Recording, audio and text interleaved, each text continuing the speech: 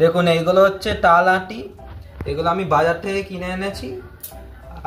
অনেকেরা টাল করে তারপরে রেখে দেয়, বাড়িতেই হয়, কিন্তু আমি বাজার থেকে কিনে এনেছি। এইগুলো আজকে কোজাগরি লক্ষ্মী পুজো, এইগুলো ভেঙে সেই এর ভেতরে টাল ফোঁপড় আছে সেইগুলো চিড়ে ভোগে মিশিয়ে আজকে খেতে হয় আমাদের বাড়ির নিয়ে। এবার এগুলো ভাঙা হবে। গেছিলাম এই তালের আটিগুলো কাটতে, কাঠারে দিয়ে আমার বাবা কাটছে এগুলো। বাড়ির ঘরের ভেতরে তো কোনো কাটার জায়গা নেই, তাই না ছাদে এরকম করেই কাটতে হচ্ছে।